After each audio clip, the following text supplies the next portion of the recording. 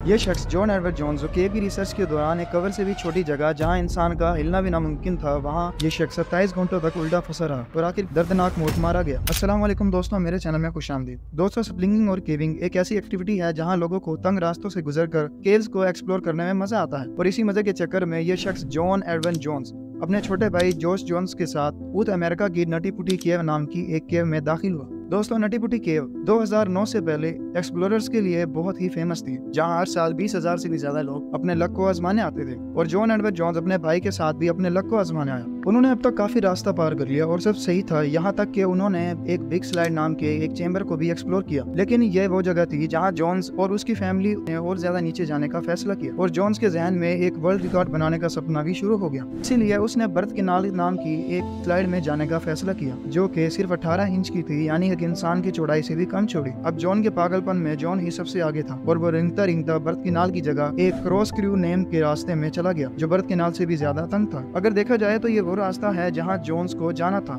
लेकिन वो इस रास्ते की जगह दूसरे रास्ते पर चल दिया। वो इस आस में था कि आगे रास्ता खुल जाएगा और वो इसलिए आगे चलता गया, लेकिन आगे रास्ता और भी ज्यादा तंग हो गया। तो ऐसी जगह पहुंचा जहाँ उसे लगा कि वो आराम से वापस मुड़ सकता है, लेकिन बदकिस्मती से आगे कोई रास्ता नहीं था और वो फिसल कर एक डेडली पोजीशन में फंस गया, जहाँ उसका सर नीचे और पैर ऊपर की तरफ थे। ये जगह इतनी तंग थी कि उसके हाथ भी नहीं हिल सकते थे। अब उसने बेबस होकर अपने भाई को मदद के लिए आवाज दी, लेकिन जोश जब आया तो उसे सिर्फ जोन्स की टांगे ही नजर आ रही थी। जोश ने अपने भाई को बचाने की मुकम्मल कोशिश की, लेकिन जोश से कुछ ना हो सका। आखिर जोश ने वापस जाने का फैसला किया और वहां जाकर रेस्क्यू को कॉल्स करना शुरू कर दी। देखते ही देखते एक प्रोफेशनल हेल्पर सूजी वहां पर पहुंच गई। सूजी की लगातार 2 घंटे की मेहनत के बाद भी जोन्स वापस ना आ सका और आखिरकार सूजी हार कर भी वापस आ गई और उन्होंने और हेल्पर्स को कॉल्स की। देखते ही देखते घंटों में कई रेस्क्यू मेंबर्स वहां पर अब रेस्क्यू मेंबर्स ने कई कोशिशों के बाद फैसला किया कि इसे रस्सी और पुलिस के जरिए बाहर निकाला जाए। पुलिस की ड्रिलिंग के दौरान अब ये खतरा भी था कि कोई पत्थर गिर कर रास्ते को बंद ही ना कर दे, इसलिए बड़ी एहतियात के साथ आखिर पुलिस को इंस्टॉल किया गया और रस्सी को जोन्स के पाँव के साथ बांध कर उसे खींचा गया। जोन्स तकरीबन उस केव से बाहर आने लगा था, लेकिन बदकिस्मती से आखिरी पुली अपनी जगह से निकल गई और जोन्स वापसी उसी जगह पर फंस गया। फिर बाद में तकरीबन